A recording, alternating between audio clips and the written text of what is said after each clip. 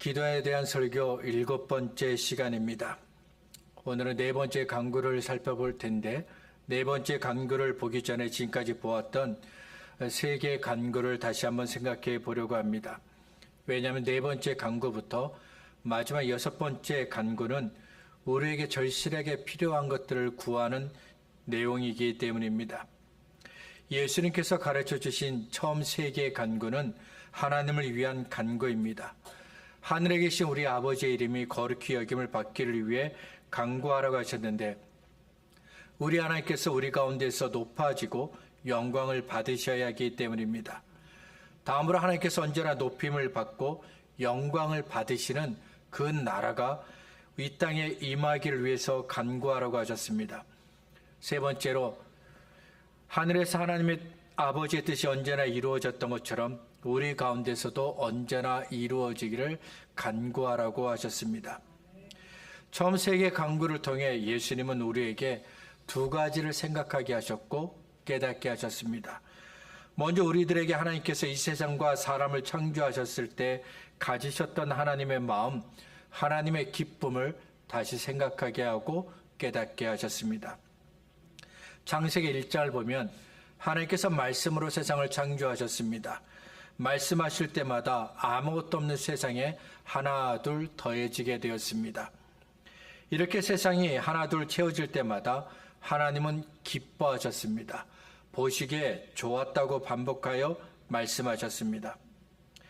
세상을 창조하셨을 때 하나님께서 얼마나 기뻐하셨는지, 그리고 저와 여러분을 창조하셨을 때 하나님께서 얼마나 기뻐하셨는지 알 수 있습니다.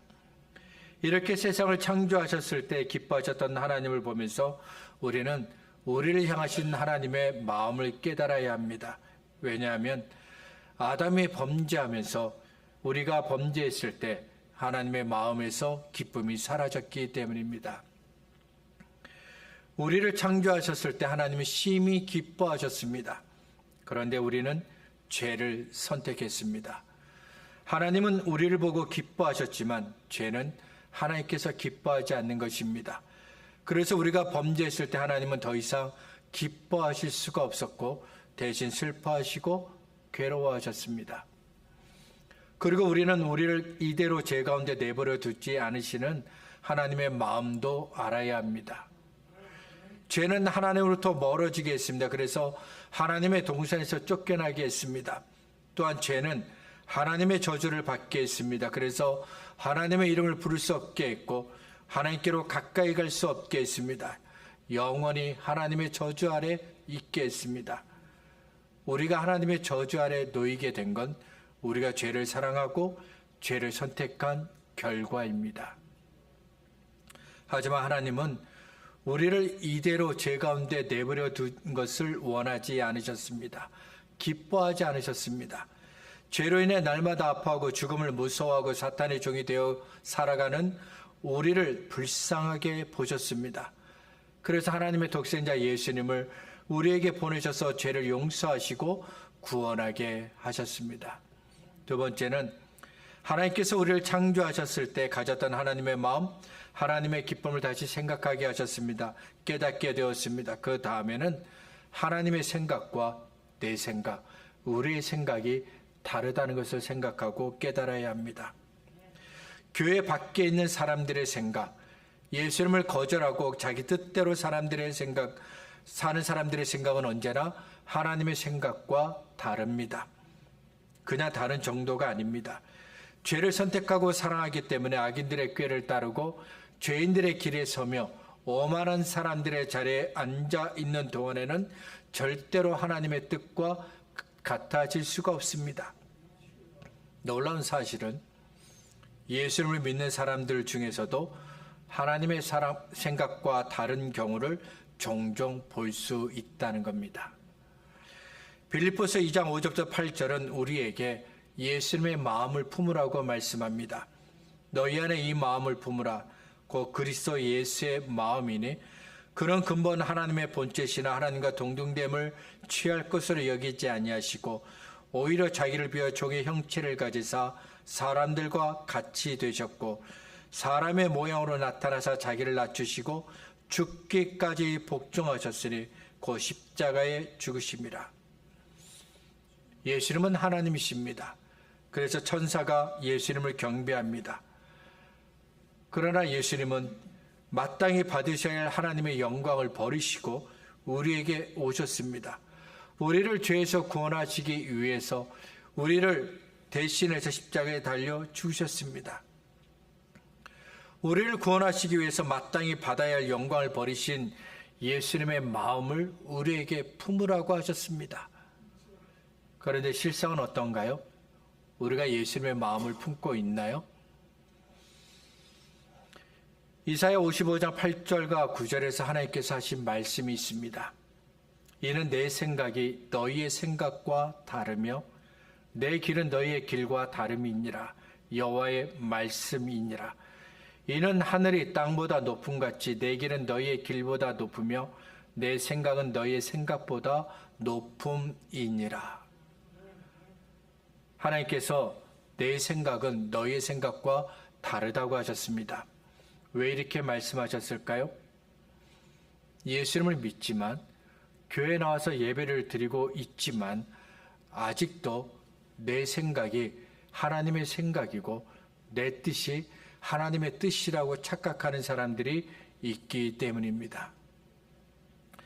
마가복음 7장에서 예수님은 바리새인들과 서기관들을 책망하셨습니다. 십계명의 5번째 계명은 내 부모를 공경하라입니다. 부모 공경을 계명으로 주셨다는 것은 반드시 지켜야 한다는 겁니다. 그런데 바리새인들과 서기관들은 부모에게 드리는 것보다는 하나님께 드리는 것이 더 낫다고 여겼습니다. 내 부모를 공경하라고 하신 하나님의 계명을 지키지 않았습니다. 그런데도 바리새인과 서기관들은 부모를 위해서 돈을 쓰는 것보다 하나님을 위해서 돈을 쓰는 것이 하나님께 드리는 것이 더 낫다고 여겼습니다. 부모를 공경하라고 하신 하나님의 생각과 다른 겁니다. 바리새인들과 서기관들이 하나님의 생각과 달랐던 것처럼 우리가 생각하는 것도 하나님의 생각과 다를 수 있습니다. 때문에 예수님께서 하나님의 생각이 무엇인지 세계 강구를 통해서 우리에게 가르쳐 주신 겁니다. 하나님은 하나님을 믿는 저와 여러분을 통해 하나님의 이름이 거룩히 여겨지기를 원하셨습니다. 하나님의 나라가 저와 여러분 가운데, 우리의 가정에, 우리가 일하는 일터 속에, 우리의 교회 속 가운데 임하기를 원하셨습니다. 그리고 하나님의 뜻이 언제나 우리 가운데 이루어지기를 원하셨습니다.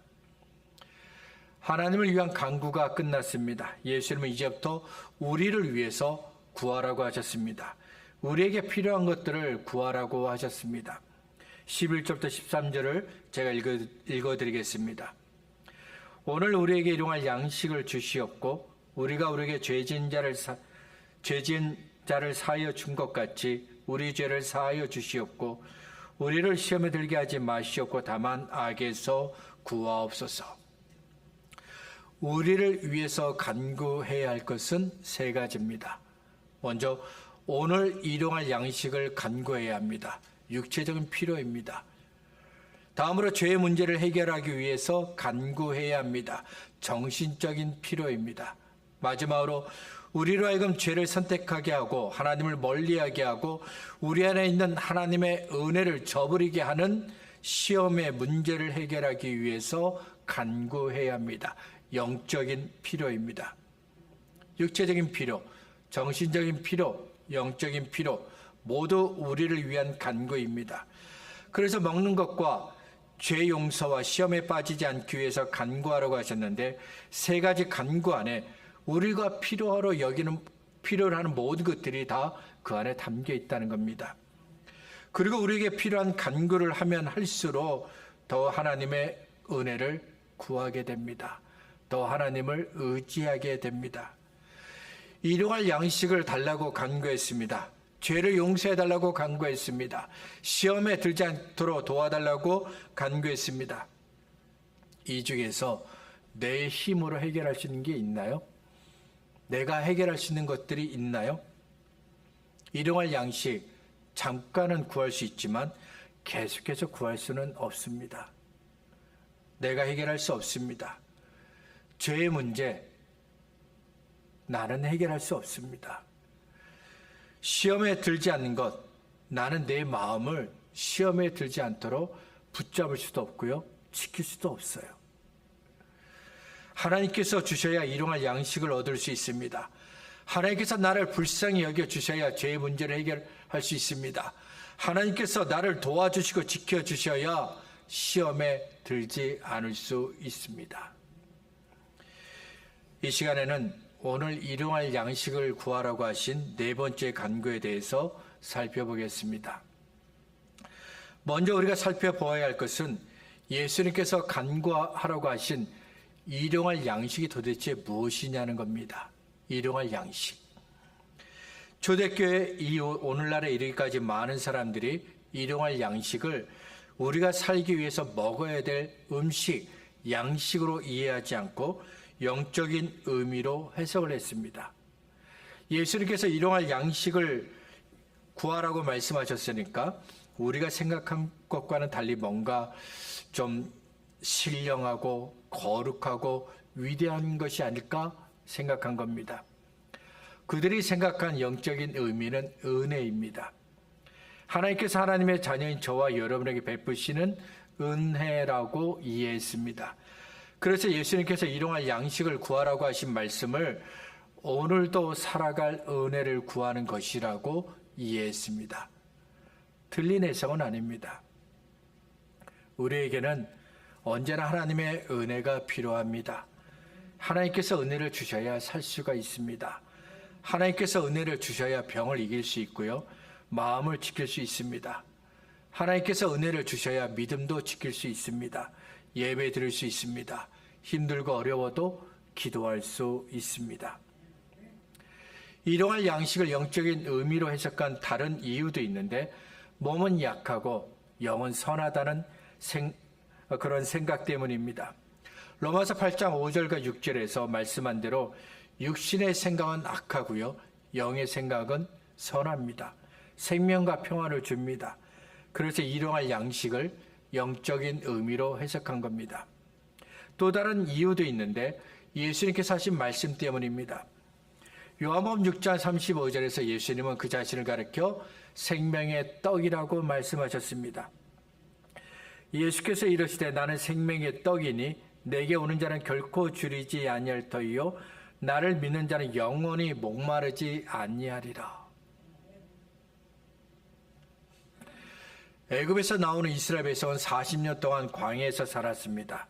수백만 명이 아무것도 없는 광야에서 40년을 살았는데 한 곳에 정착한 것이 아니라 계속해서 움직였습니다.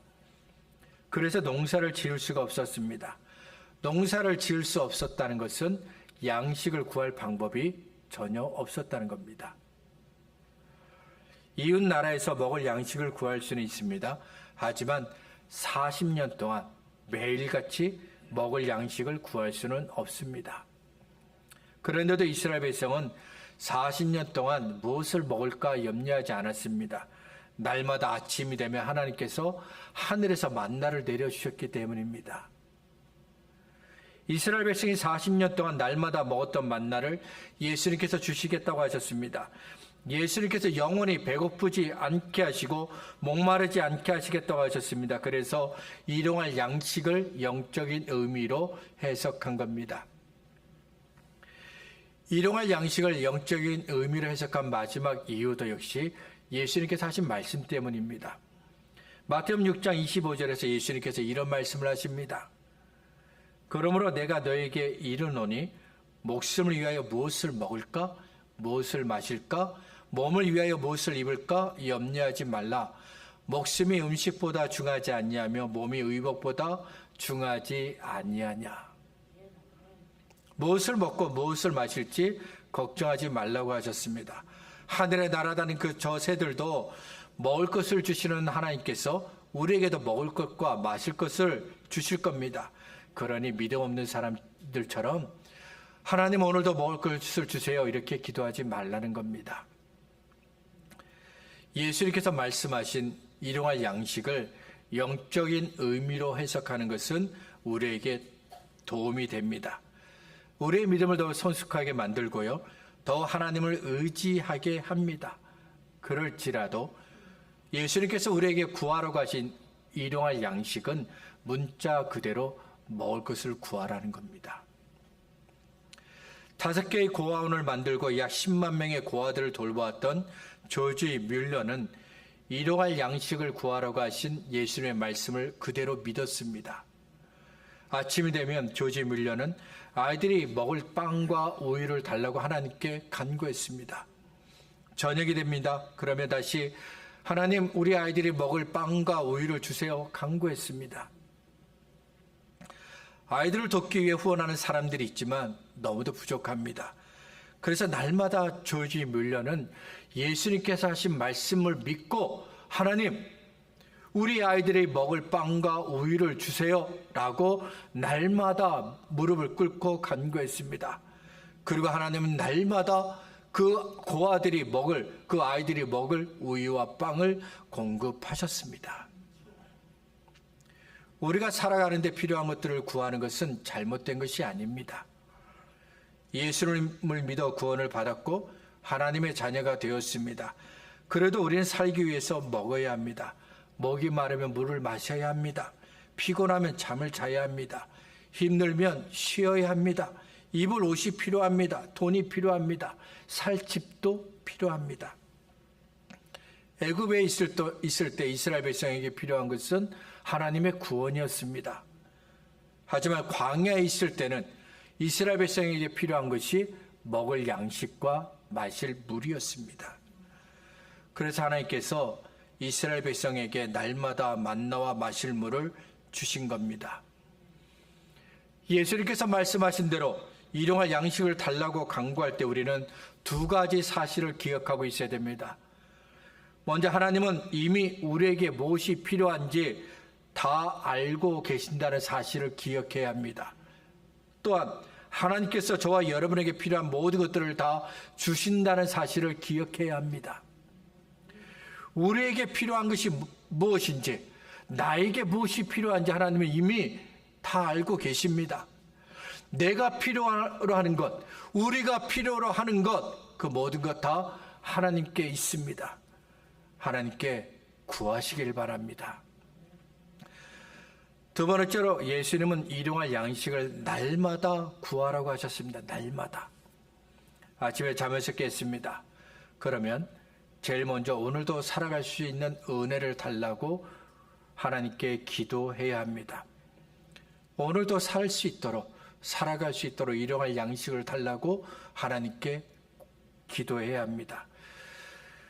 잠언 30장 7절부터 9절에 이런 말씀이 있습니다. 내가 2가지 일을 주께 구하였사오니 내가 죽기 전에 내게 거절하지 마시옵소서. 곧 헛된 것과 거짓말을 내게서 멀리 하옵시며 나를 가난하게도 마옵시고 부하게도 마옵시고 오직 필요한 양식으로 나를 먹이시옵소서.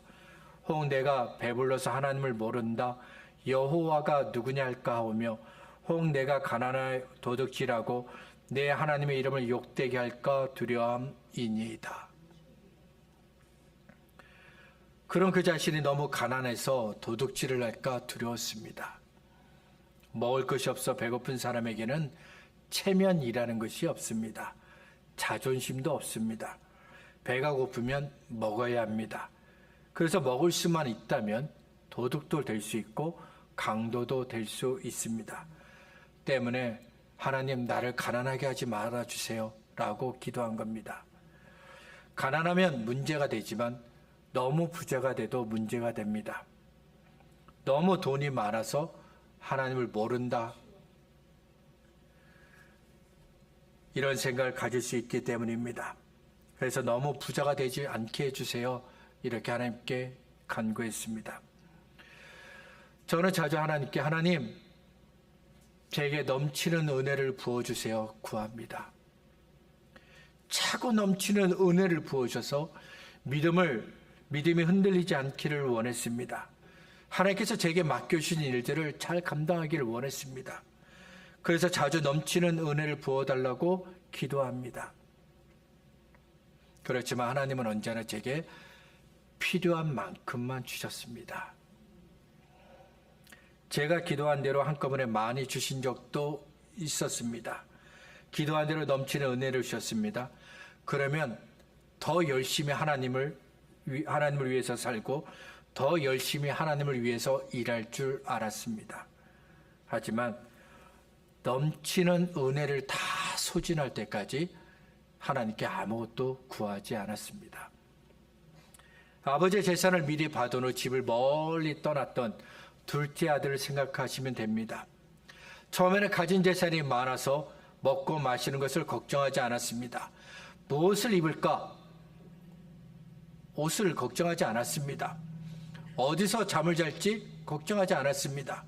분명한 건 돈은 날마다 줄어가고 있는데 둘째 아들은 아직도 돈이 많은 줄로 착각하고 있다는 겁니다. 마찬가지로 하나님께서 주신 은혜는 조금씩 줄어들고 있지만 아직도 은혜가 넘치고 있는 줄로 생각합니다. 그러다 보면 기도의 자리를 멀리하게 됩니다. 하나님을 의지하지 않게 됩니다. 하나님께서 주실 것들을 기대하지 않게 됩니다. 아직도 넘치는 은혜가 있는 줄로 착각하고 있기 때문입니다. 우리에게 필요한 하나님의 은혜는 오늘 하루를 살 수 있는 은혜입니다. 내일 필요한 은혜는 내일 구하면 됩니다. 오늘 먹어야 할 양식을 위하여 기도하는 사람은 자연스럽게 하늘에 계신 아버지를 바라보게 됩니다. 그 옛날 이스라엘 백성들이 40년 동안 하루도 빼놓지 않고 만나를 주셨던 하나님께서 나의 하루도 채워주실 것을 기대하면서 바라보게 되기 때문입니다. 마지막 세 번째로 오늘 일용할 양식은 우리 모두에게 필요하다는 겁니다. 예수님은 오늘 우리에게 필요한 양식을 간구하라고 말씀하셨습니다. 내가 먹어야 할 양식이 아닙니다. 우리 모두가 먹어야 할 양식입니다. 사람은 나 중심으로 생각하기를 좋아합니다. 그래서 기도도 나를 위해서 합니다. 내가 필요한 것을 구합니다. 그러나 예수님은 우리를 위해서 구하라고 가르쳐 주셨습니다. 내가 잘 되기를 위해서 구하는 것 잘못된 것은 아닙니다. 하지만 나만 잘 되기 위해서 구한다면 그 기도는 잘못된 겁니다.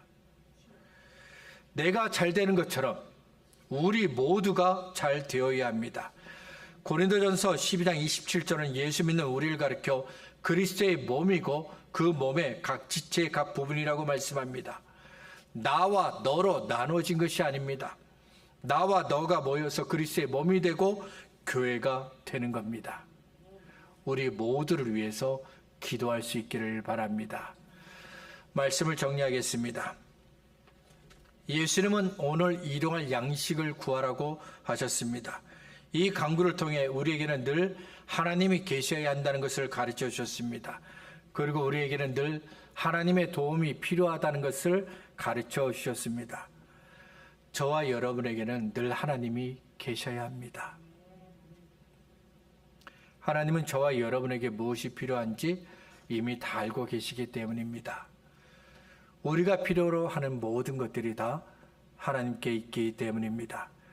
기도의 자리에서 오늘을 살기 위해서 우리에게 무엇이 필요한지 다 아시는 하나님을 만나시기 바랍니다. 매일 아침마다 우리에게 필요한 것들을 주시는 하나님을 만날 수 있기를 바랍니다.